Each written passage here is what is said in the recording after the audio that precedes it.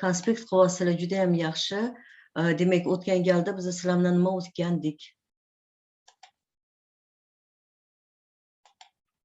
Bunaqa bo'lmaydi-da.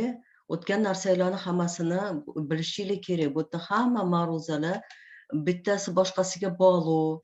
Amaliy mashg'ulotlar xuddi shunaqa. Hammasi bir-biriga bog'liq.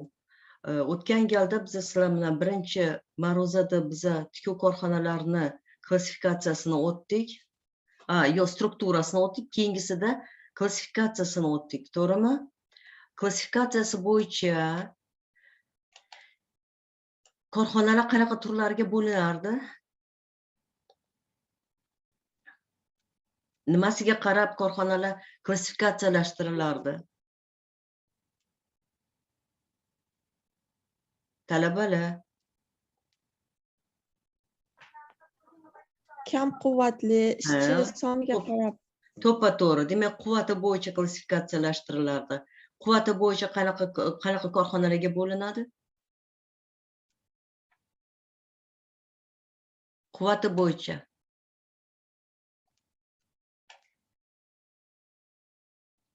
Quvvati bo'yicha qanaqa korxonalarga bo'linadi? Kichik quvvatli korxonalar. Qizlar, yo'g'oninglar.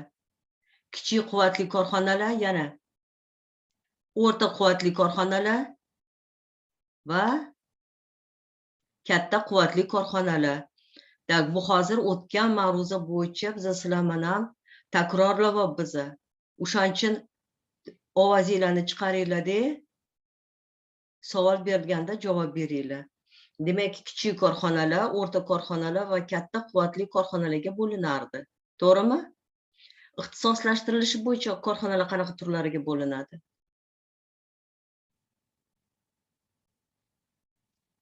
Ixtisoslashtirilishi bo'yicha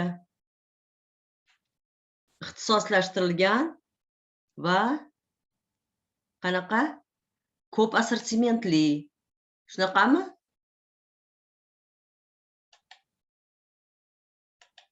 Voy, bunaqada bo'lmaydi qizlar. Konspekt qilinglar, konspektinglar bo'yicha o'qib yuringlar. Xo'pmi? Har bitta darsda sizlarda mutaxassislik fan. Bu fan asosida sizlar diplom loyihasini bajarasizlar. Diplom loyihasini himoya qilasizlar. Agar o'z vaqtida hamma shu bosqichlari bo'yicha ma'lumotlarni yig'ib yurmasanglar, bilib yurmasanglar, diplom loyihasini himoyasini qilishda sizlar qiynalasizlar. Diplom loyihasini texnologiya qismi mana shu texnologik jarayonlarni loyihalash faniga asoslangan. Tushuntirildimi sizlarga? Shuning uchun har bitta mavzuni yaxshi chuqur o'rganib olishingiz kerak. Diplom loyihasidan tashqari sizlar shu mutaxassislik bo'yicha ishga borasizlar. To'g'rimi? Ishlaysizlar. Agar buni chuqur bilib olmasanglar, korxonada ishlashingizga qiyinroq bo'ladi. Tushuntirildimi sizlarga?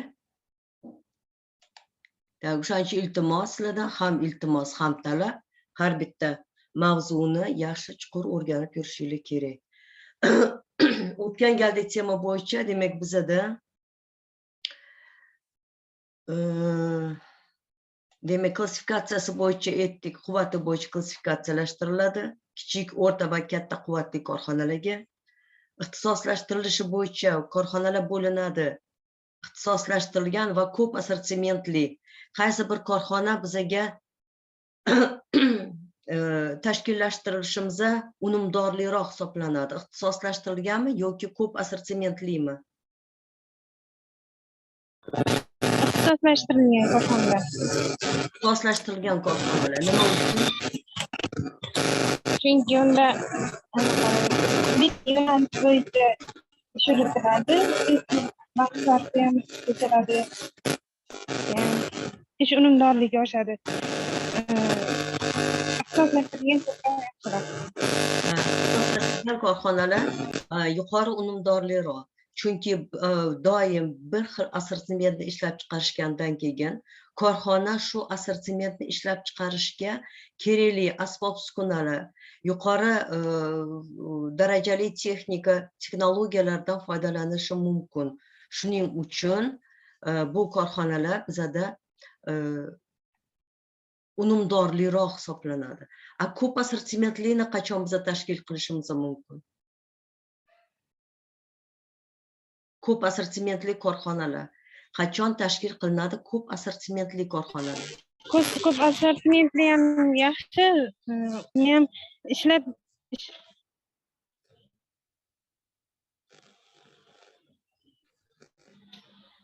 Aytganimiz asosiy sanoat markazidan uzoqroqda joylashgan joylarda, viloyatlarda ko'p assortimentli korxonalarni tashkil qilinadi. Nima uchun? Chunki shu yerdagi aholini kiyim-kechak bilan ta'minlash mumkin bo'ladi o'shanda. To'g'rimi? Ana o'shanda biza ko'p assortimentli korxonalarni tashkil qilamiz. Ixtisoslashtirilishi bo'yicha, ya'ni aytganmiz, detallar bo'yicha ixtisoslashtiriladi deganmiz. Bo'limlar bo'yicha ixtisoslashtiriladi deganmiz. Detallar bo'yicha ixtisoslashtirilgan deyilganda nima tushuniladi?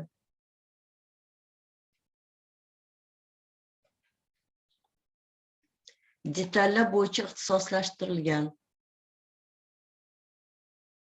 korxonalarga bordinglar, oqimlarda ko'rdinglar. Bir xil, demak, oqimlar uchastkalarga bo'linadi. To'g'rimi? Uchastkalarga bo'linadi. Har bitta o'shani uchastkasi, ya'ni aytamiz, oqim oldin ikkita seksiyaga bo'linadi deb. Demak, tayyorlash seksiyasi, yig'ish seksiyasi. Tayyorlash seksiyasi detallar tayyorlanadi. Agar mana ko'p assortiment, ko'p quvvatli, katta quvvatli korxona bo'lsa, unda ma'lum bir guruhni qaysidir assortiment, qaysidir detallarni tayyorlashga ixtisoslashtirilishi mumkin. Masalan, bir nechta ishchi aytganmiz, yoqa tayyorlaydi, bir nechta ishchi masalan yeng tayyorlaydi, qaysi birlardir cho'nchak tikadi. Demak, model o'zgarsa ham, demak, shu detallarni kerakli ajratilgan gruppalar tayyorlaydi. Shuning uchun bu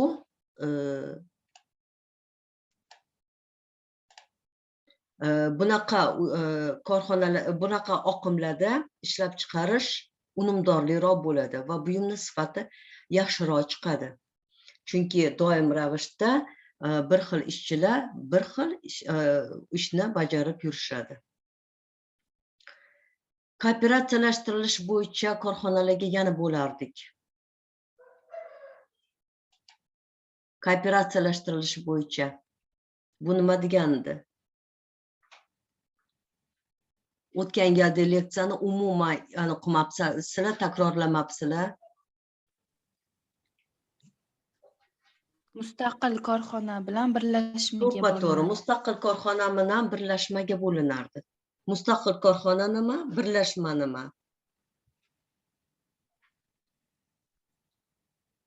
Mustaqil korxona demak boshqa yana korxonalar yo'q. Bitta korxonani o'zi mustaqil ishlaydi, to'g'rimi? Hamma bosqichlari shu korxonani o'zida bo'ladi. Agar birlashma bo'lsa, unda qanaqa turlarga bo'linardi? Birlashma bo'lsa,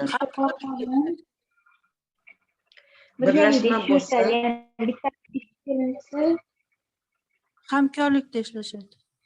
Tak, birlashma bo'lsa, demak bir nechta korxonalar birga bitta tashkilotni tashkillashtirilishadi. To'g'rimi? Bitta korxonani tashkillashtirilishadi. Unda demak bosh korxonaga ajratiladi va filiallariga ajratiladi. To'g'rimi? Bu ishlab chiqarilishi bo'yicha birlashma tashkil qilish mumkin. Undan tashqari yana qanaqa birlashmalarni tashkil qilish mumkin deganmiz. Bundan tashqari qanaqa? Anaqa savdo bo'yicha bozor. Savdo, savdo sanoati birlashmasi bilan birlashgan bo'lishi mumkin. Demak, tikuv korxonalar buyumni ishlab chiqarishadi, savdo tashkiloti bilan birga ishlashadi. To'g'rimi? Tak, yana bittasi bor edi. Yana qanaqa birlashmani tashkil qilish mumkin edi? Ilmiy ishlab chiqarish birlashmasi deganmiz, ilmiy ishlab chiqarish birlashmasi. Ya'ni mana masalan sizlar qanaqadir maxsus kiyim chiqarmoqchisizlar, uni oldin ilmiy asoslab, materiallarni, tikish texnologiyasini, qo'llaniladigan asbob-uskunalarni ilmiy asoslangandan keyin bu mahsulotni ishlab chiqarishga tavsiya etish mumkin. Bir xil kiyimlarni ishlab chiqarishda, demak, biza ilmiy asoslangan buyumlarni ishlab chiqarishimiz kerak bo'ladi. Shuning uchun birlashmalarni ilmiy tashkilotlari bilan birlashma tashkil qilish mumkin. Yana oxirgisi qanaqa edi? Nimasi bo'yicha klassifikatsiyalashtiriladi?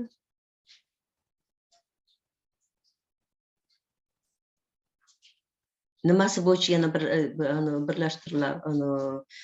klassifikatsiyalashtiriladi? Ishlab chiqarish jarayoni sikli bo'yicha. To'g'rimi? Jarayoni sxemasi bo'yicha. Tak, qanaqa turlariga bo'linadi? Tugallangan siklli korxonalar va tugallanmagan. To'ppa-to'g'ri, tugallangan va tugallanmagan siklli korxonalarga bo'linadi. Tugallangan siklli korxona bu qanaqa korxona?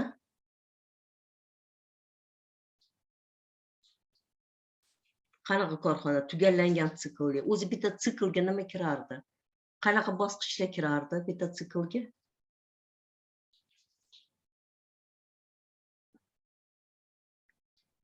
Strukturasi bo'yicha aytganmiz. Modellarni ishlab chiqarishga tayyorlash, to'g'rimi? Gazlamalarni tayyorlash, bichishga, bichish, tikish, pardozlash va tayyor mahsulot ombori bor korxonalar. Bu demak tugallangan siklli korxonalar, ya'ni butun to'liq sikl bajariladi. Tugallanmagan siklli korxonalar bu mana masalan hali aytganimizdek birlashma tashkil qilingan. Bosh korxonasida bizada mana shu hamma jarayon bajariladi. Filiallarda masalan modellarni yaratish bajarilmaydi.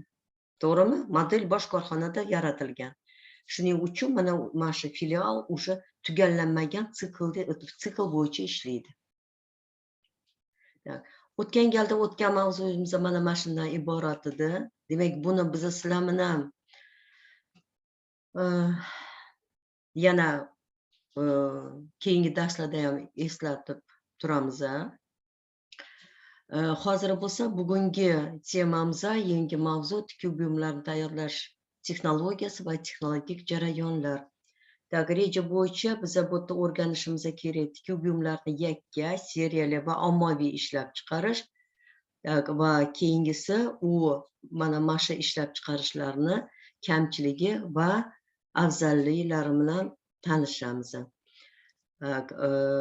Bir xil ma'lumotlarni sizlar menga aytib turasizlar, chunki sizlar korxonalarga bordinglar, turli xil korxonalarga bordinglar. O'sha korxona bo'yicha hozir aytasizlar, u qanaqa korxonaga tegishli bo'ladi, yakka tartiblimi yoki seriyalimi yoki ommaviy ishlab chiqarish korxonasiga borganinglarni hozir sizlar menga tushuntirib berasizlar. Hozir tushunchani ajratib olganimizdan keyin. Demak, adabiyotlar xuddi o'sha texnologik jarayonlarni loyihalash bo'yicha darslik Majidova Rasulova va ikkinchisi современные формы и методы проектирования швейного производства Serovani kitoblari va internet ma'lumotlar. Demak, tikuvchilik ishlab chiqarishni buyumlarni ishlab chiqarish yakka tartibda ishlab chiqarish mumkin, seriyali ishlab chiqarish mumkin va ommaviy ishlab chiqarish mumkin. Yakka tartibda ishlab chiqarish bu qanaqa ishlab chiqarish? Mana o'zinglar tanishsizlar, borgansizlar, ishlagansizlar. Yakka tartibdagi ishlab chiqarish. Bu tur ishlab chiqarish bo'yicha ko'proq atelye tipidagi korxonalar ishlaydi yoki bo'lmasa yakka tartibda buyurtma olib bajaruvchi bir nechta ishchilar bu ish faoliyatiga kiradi. Demak, yakka tartibda ishlab chiqarishda, mana masalan atelyeda ishlab chiqarish jarayoni bo'yicha qanaqa ishlar bajariladi?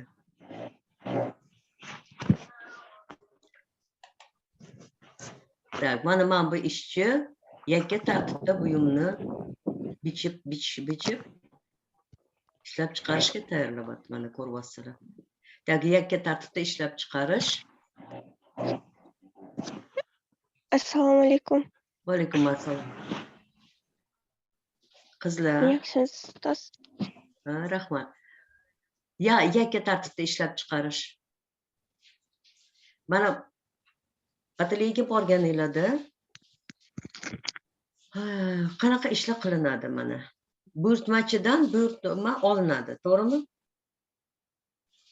Uni o'ziga alohida o'zini o'lchab, unga konstruksiyani tuzib, buyurtma berilgan modelni modellashtirib, keyin uni bichib, gavdaga moslab o'lchab, to'g'rimi?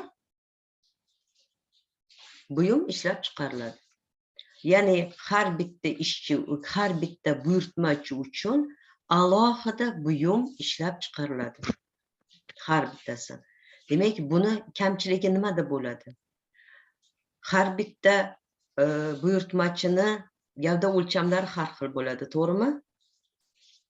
Demak, unga alohida konstruksiyani o'lchab, konstruksiyani tuzish kerak bo'ladi. Shu model bo'yicha, buyurtma berilgan model bo'yicha konstruksiyasini tuzib, modellashtiradi. Bunga yana alohida vaqt ketadi. Endi buni gavdaga o'lchab moslaydi, primerka qiladi deymiz. Primerka qiladi va buyumni tikadi. Bu ishlab chiqarishni afzalligi shundaki, har bitta buyurtmachi o'ziga mos, o'zini didiga mos, o'zini o'lchamiga mos kiyimni bu yerda tayyorlab berishadi. U kiyim boshqa kiyimlardan farq qilib turadi. Boshqa hech kimda bu buyurtmachida bor kiyim bo'lmaydi. Bu afzallik tarafi. Kamchilik tarafi, mana har bitta buyurtmachi uchun alohida konstruksiya tuzish uchun vaqt ketadimi? Ketadi. Uni modellashtirish uchun yana vaqt ketadi. O'lchab tikish uchun yana vaqt ketadi.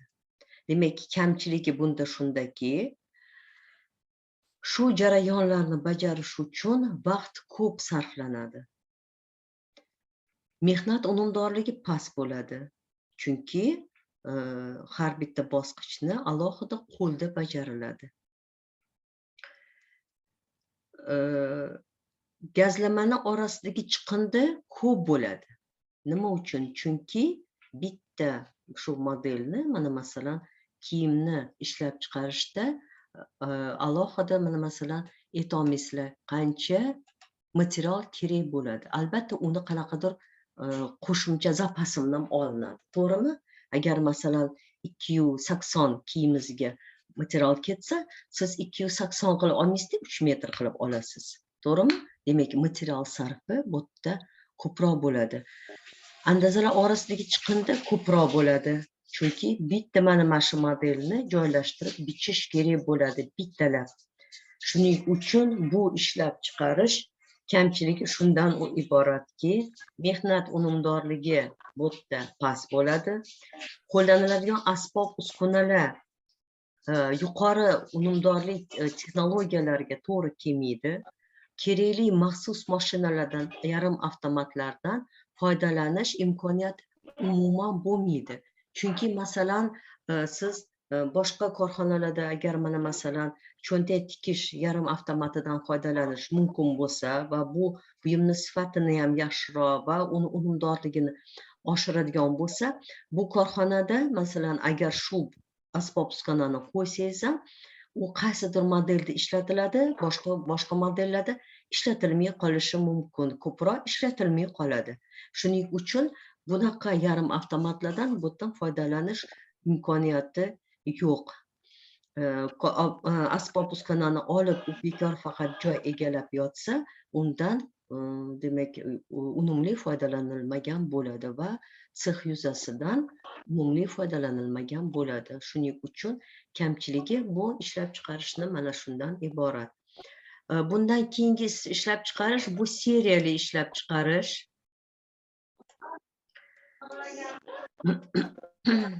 Seriyali ishlab chiqarish. Seriyali ishlab chiqarishda kam miqdorda bir nechta modellar yoki buyumlar birin-ketin ishlab chiqariladi. Bitta buyumni ishlab chiqarib bo'lgandan keyin boshqasiga o'tadi. Bu yerda demak buyumni endi seriyalab chiqariladi. Bu bitta seriyaga masalan kirishi mumkin 500 ta, 1000 ta mahsulot kirishi mumkin. Ana o'shani bajarib bo'lgandan keyingi seriyani ishlab chiqarishadi. Bu korxonalar asosan buyurtma asosida, kichik miqdorda bo'lgan buyurtmalar asosida ishlashadi. Endi oldingisidan farqi shunday iboratki, bu yerda endi bir xil buyumlarni ishlab chiqarilgandan keyin ma'lum bir miqdorda demak ularga alohida joylashma bajarib detallar bichib olinadi.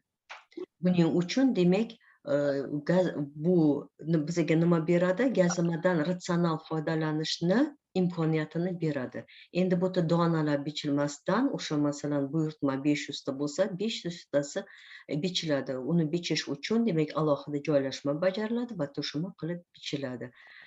Bu jarayonda demak unumdorliroq bo'ladi va tikuv sexida endi maxsus mashinalardan foydalanish imkoniyati bor. Mana bu korxonalarda o'sha avtomat, yarim avtomatlardan foydalanish mumkin.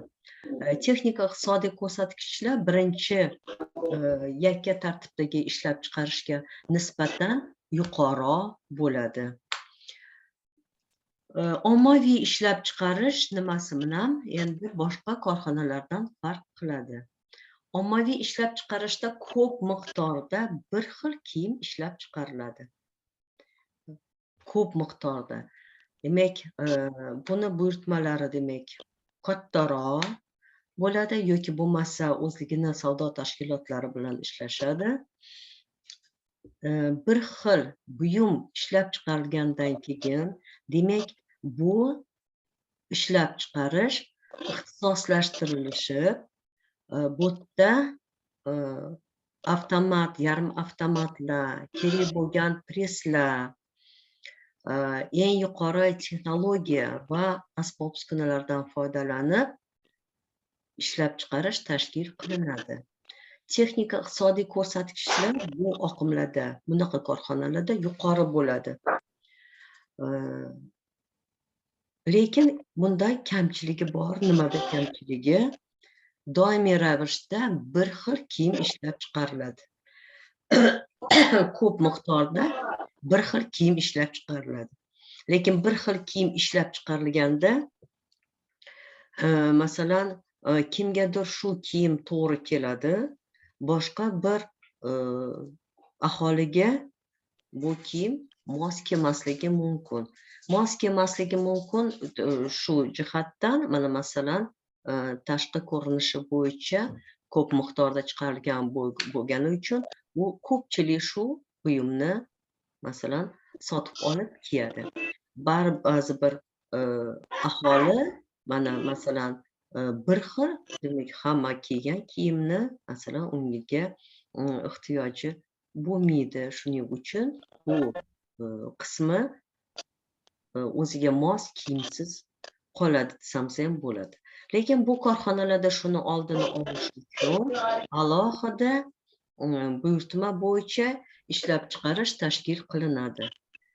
Endi bu har bitta demak buyurtmachi korxonaga kelib buyurtma berib o'ziga mos kiyimni ishlab chiqarishi mumkin. O'ziga mos kiyimni tayyorlatishi mumkin. Faqat yakka tartibdan buni farqi nimada bo'ladi? Unumdorliroq bo'ladi bu sexlar. Nima uchun? Chunki mana masalan erkaklar kostyumi, erkaklar kostyumiga buyurtma alohida bitta buyurtmachi tomonidan tushdi. Tak, atelyedan farqi nimada? Demak, asos konstruksiyani bu yerda qurib o'tirmaydi, chunki korxonani o'zida bu konstruksiya o'sha yaratilgan bo'ladi. U konstruksiyaga o'zgartirish kiritib, o'lcham bo'yicha keraklicha modellashtiriladi. Demak, uni o'lchami bo'yicha o'zgartirish faqat kiritilgani uchun bu bosqichga sarflanadigan vaqt kamroq bo'ladi. Endi ishlab chiqarilishi bo'yicha, tikilishi bo'yicha yana bu buyumlar tezroq tikiladi. Nima uchun? Chunki korxonadagi bor avtomat, yarim avtomatlardan, preslardan foydalanib ishlab chiqarish mumkin. Shuning uchun bu mahsulotni ishlab chiqarishga vaqt sarfi kamroq bo'ladi va buyum sifati yaxshiroq bo'ladi. Buyurtmani tayyorlash vaqti qisqaradi. Shuning uchun ommaviy ishlab chiqarish korxonalarida o'z kamchiligini, demak hamma aholini kiyimdan ta'minlab berishi kamchilik bo'lgani uchun korxonada mana shunaqa sexlar tashkil qilinadi va shu bilan aholini kiyim-kechak bilan ta'minlanishi xalq bo'ladi. Assalomu alaykum ustoz. Va alaykum assalom. Qizlar mikrofondan o'chirib qo'yinglar, eshitmayapmiz. Bugun kechroq qoldi shekilli, Tak, mana bitta keyingi slaydlarimizda bizda o'sha hozir aytganlarimiz bor, yoki tartibda ishlab chiqarishni afzalligi, nimada afzalligi, demak, bir-biridan farq qiladigan kiyimlar, buyumlar donalab tayyorlanadi. Konstruksiya va texnologik jihatdan bir-biriga o'xshamaydi. Aytdik, mana o'sha buyurtmachida bor kiyim, boshqada bu kiyim bo'lmaydi. Tak, tikishda qo'llaniladigan gazlama turlari, buyumni mavsumbobligi, o'lcham va bo'ylari, tashqi ko'rinishi boshqa modellardan farq qiladi. Mana demak, buyurtma yakka tartibda siz buyurtma qilgan kiyimingiz boshqa hech kimda bunaqa kiyim bo'lmaydi. Faqat demak o'sha buyurtmachini o'zida. Tak, bu ishlab chiqarishni bajariladigan ishlar mana 30 silada, tak, buyurtmadan o'lcham olish, unga mos modelini tanlash, asos konstruksiyasini tuzish, modellashtirish, andaza tayyorlash, bichish va tikish, buyurtmachiga gavdasiga moslab uni tayyorlash. Endi mana buni kamchiliklari mana aytib o'tdik. Andazalar orasidagi chiqindi ko'p bo'ladi dedik, chunki gazlamadan ratsional foydalanilmaydi. Ishlab chiqariladigan buyumlarni tan narxi ommaviy ishlab chiqariladiganga nisbatan ancha qimmat bo'ladi. Nimaga qimmat bo'ladi? Chunki buni bitta qo'l ishlari ko'p bo'ladi, sarflanadigan vaqt ko'p bo'ladi. Shuning uchun material sarfi, chiqindi ko'p bo'lgancha material sarfi ko'p bo'ladi. Shuning uchun uni tan narxi kattaroq bo'lib chiqadi. Demak, avtomat, yarim avtomatlardan foydalanish imkoniyati bo'lmaydi. Chunki ulardan ratsional foydalanilmaydi va mehnatni mexanizatsiyalash darajasi past.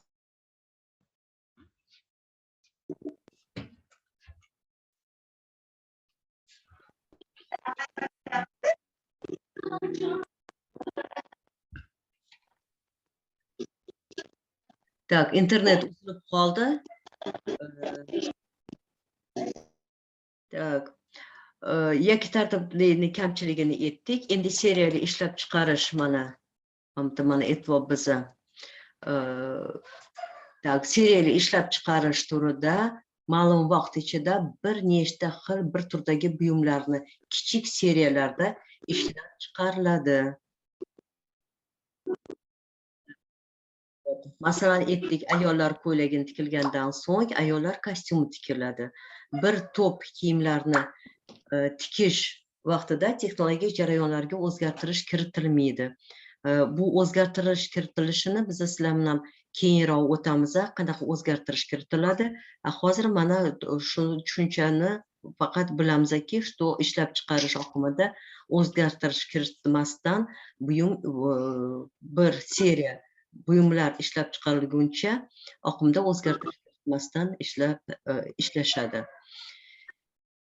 Universal va maxsus mashinalardan, preslardan, moslamalardan, zamonaviy asbob-uskunalardan keyin ishlatiladi. Materiallardan va asbob-uskunalardan unumli foydalaniladi. Buyumlarni yakka tartibda ishlab chiqarishga nisbatan andozalar orasidagi va boshqa chiqindilar miqdori kamayadi. Mehnat unumdorligi